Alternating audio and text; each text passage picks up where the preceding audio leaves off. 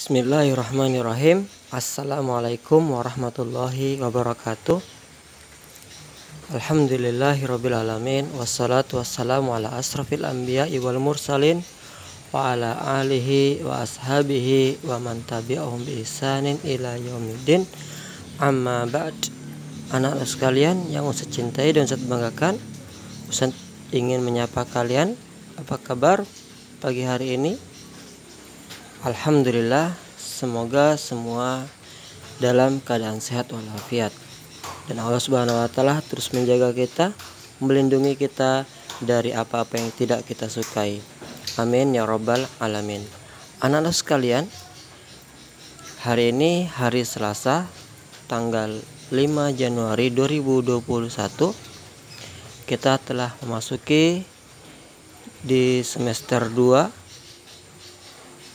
Insya Allah kalian tetap semangat belajar jarak jauh atau pembelajaran melalui daring dalam jaringan. Anak-anak sekalian, langsung saja Ustadz awali dengan firman Allah Subhanahu wa taala yang artinya, maka tatkala Musa telah menyelesaikan waktu yang ditentukan dan dia berangkat dengan keluarganya, dilihatnya lah api di lereng gunung. Ia berkata kepada keluarganya, "Tunggulah di sini, wahai keluargaku, sesungguhnya aku melihat api. Mudah-mudahan aku dapat membawa sesuatu berita kepadamu dari tempat api itu, atau membawa sesuluh api agar kamu dapat menghangatkan badan." Surah Al-Qasas ayat 29. Anak-anak sekalian,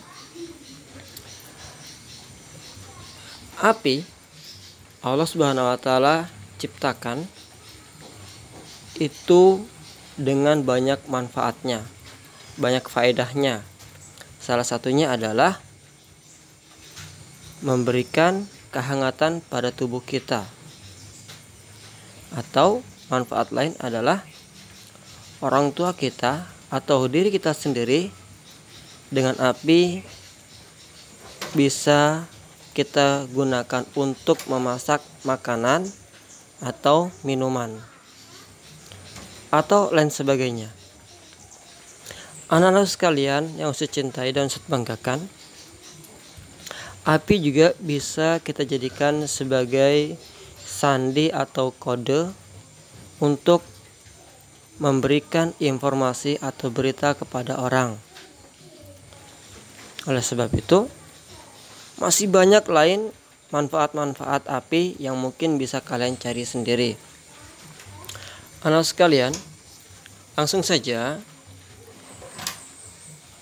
Tujuan pembelajaran kita kali ini adalah agar mengetahui pengertian teks eksplanasi, kemudian dapat mengidentifikasi sumber energi panas dan mengenal tangga nada pentatonis. Ustadz ingatkan kembali, ingat pesan ibu dengan 3M, memakai masker, keluar dari rumah, dan kedua, selalu mencuci tangan dengan sabun atau menggunakan hand sanitizer ketika apa saja kita telah melakukan atau sebelum melakukan kegiatan. Dan yang ketiga adalah menjaga jarak dari kerumunan minimal 1,5 meter. Insya Allah semua kalian sudah memahaminya. Kita lanjutkan. Marilah kita buka buku kita, buku tema 6, pada tema panas dan perpindahannya. Pada subtema 1 kita akan mempelajari suhu dan kalor. Pada muatan bahasa Indonesia kita akan mempelajari tentang bagaimana menjelaskan cara-cara untuk memahami teks eksplanasi. Sebelumnya, tahukah kalian apa itu teks eksplanasi? Teks eksplanasi merupakan teks yang berisi penjelasan tentang berbagai peristiwa yang terjadi di sekitar kita. Teks eksplanasi disajikan untuk harus sesuai dengan fakta. Teks eksplanasi memiliki struktur atau bagian, yaitu pernyataan umum, deretan penjelas, dan kesimpulan. Banyak kegiatan kita bisa menjadi sebuah teks eksplanasi atau kita membaca dari sebuah buku karya ilmiah.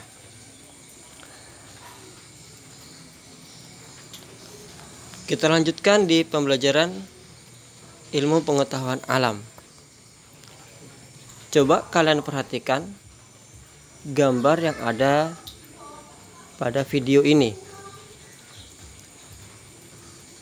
Setelah kalian memperhatikan gambar tersebut, marilah kita mengidentifikasi sumber energi panas pada benda-benda di sekitar.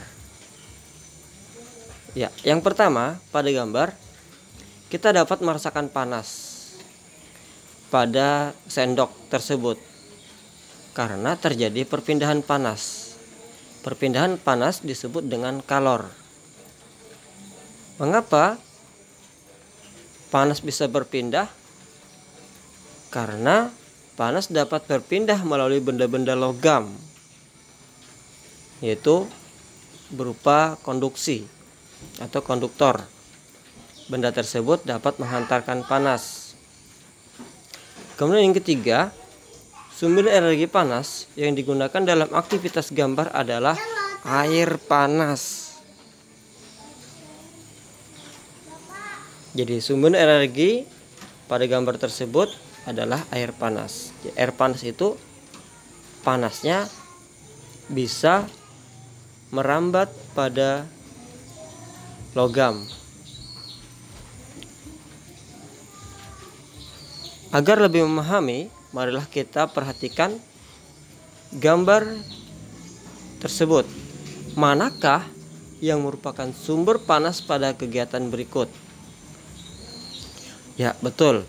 Sumber panas pada kegiatan berikut adalah kompor yang mengeluarkan api. Kita masuki pembelajaran 2. Masih di muatan bahasa Indonesia.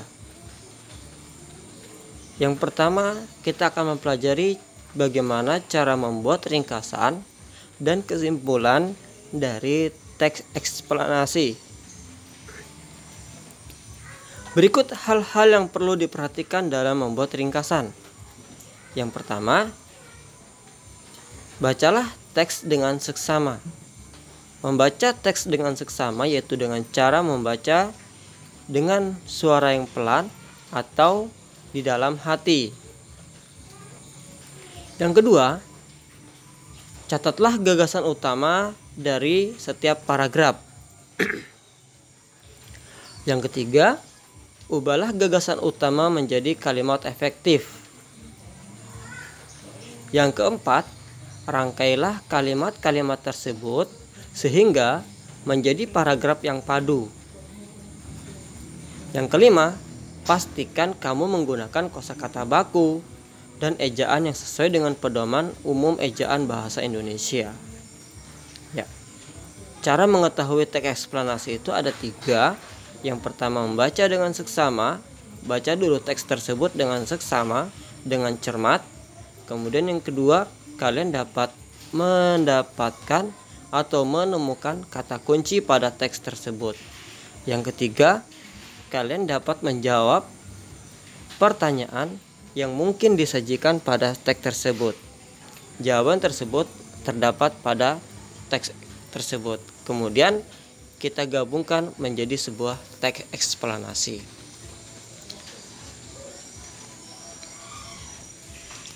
Kembali ke muatan IPA. Menjelaskan pengaruh kalor terhadap benda.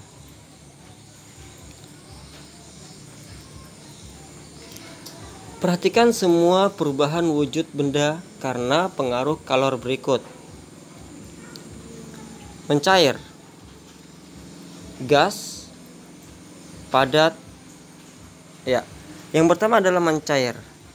Mencair adalah peristiwa perubahan wujud zat dari padat menjadi cair yang mengandalkan energi panas. Contohnya mentega yang dipanaskan akan mencair, atau lilin yang dipanaskan akan meleleh. Yang kedua adalah membeku. Membeku adalah peristiwa perubahan wujud zat dari cair menjadi padat. Dalam peristiwa ini, zat melepaskan energi panas. Contohnya, air yang dimasukkan ke dalam freezer, dia akan membeku, akan menjadi es batu, atau lilin yang dibiarkan akan mengeras. Mengkristal. Mengkristal adalah peristiwa perubahan wujud zat dari gas menjadi padat. Zat pelepasan energi panasnya, contohnya perubahan uap di udara menjadi salju. Yang ketiga adalah menguap.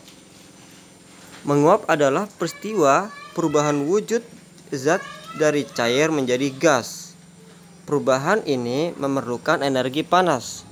Contohnya, baju basah yang dijemur di bawah sinar matahari akan menjadi kering, atau air yang direbus dibiarkan mendidih lama-kelamaan akan berkurang jumlahnya atau kuantitasnya karena menguap menjadi gas. Menyublim. Menyublim adalah peristiwa perubahan zat dari padat menjadi gas, di mana zat memerlukan energi panas. Contohnya, kapur barus yang disimpan dalam lemari pakaian lama-kelamaan akan habis. Yang terakhir adalah mengembun.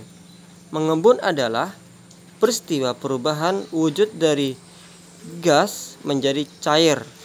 Dalam peristiwa tersebut, zat melepaskan energi panas. Contohnya, rumput di tanaman yang dekat dengan tanah akan menjadi basah pada pagi hari, atau butiran air di bagian luar gelas yang berisi es. Mungkin itu. Kita lanjutkan. Suhu dapat diukur menggunakan termometer. Jelas, termometer adalah alat untuk mengukur suhu. Ada 4 satuan termometer yang bisa digunakan, yaitu Celsius, suhu kisaran 0 derajat sampai dengan 100 derajat. Reaumur, suhu kisaran 0 derajat sampai dengan 80 derajat. Fahrenheit, suhu kisaran 32 derajat sampai 212 derajat. Dan Kelvin, suhu kisaran 273 derajat sampai dengan 373 derajat. Ya, termometer yang ada pada gambar, termometer ruang dengan 2 jenis skala, yaitu Celsius dan Fahrenheit. Mungkin alat ini ada di rumah kalian masing-masing. Ya, kita ke pembelajaran SBDP. Mengenal tangga nada pentatonis. Tangga nada pentatonis adalah tangga nada yang terdiri dari 5 nada pokok. Penta artinya 5. Ton artinya nada. Jadi 5 nada. Tangga nada pentatonis biasanya digunakan pada musik daerah yang menggunakan alat musik tradisional, seperti sekelompok alat musik karawitan, Jawa dan Sunda. Tangga nada pentatonis terbagi menjadi 2, yaitu pelok dan slendro. Mungkin hanya ini. Oh, masih ada lanjutannya. Tangga nada slendro, ini adalah pengertian dari tangga nada slendro, adalah tangga nada yang memiliki karakteristik gagah berani, lincah, dan gembira. Slendro merupakan sistem urutan nada terdiri dari 5 nada dalam satu gambyang dengan pola jarak yang hampir sama. Susunan nadanya seperti berikut: do, mi, fa, sol, si, do. Ya, ada 5 nada. Ya, ini juga sudah kita pelajari tentang diatonis mayor yang menggambarkan keadaan gembira, senang, dan lain sebagainya. Mungkin tangga nada pelok merupakan urutan nada yang terdiri dari 5 atau 7 nada yang menggunakan satu pola dengan jarak nada seperti berikut: do, re, mi, fa, sol, la, do. Ya. Jadi jarak antara nada dan nada lainnya itu ada jeda atau durasi ya. Ya. Mungkin ini yang Ustadz dapat sampaikan. Kurang dan lebihnya kita akhiri sampai di sini. Marilah kita ucapkan bersama-sama dengan membaca alhamdulillahirabbil alamin. Alhamdulillah atau alhamdulillahirabbil alamin. Kemudian doa kafaratul majelis, subhanakallahumma wa bihamdika asyhadu alla ilaha illa anta astaghfiruka wa natubu ilaik. Assalamualaikum warahmatullahi wabarakatuh.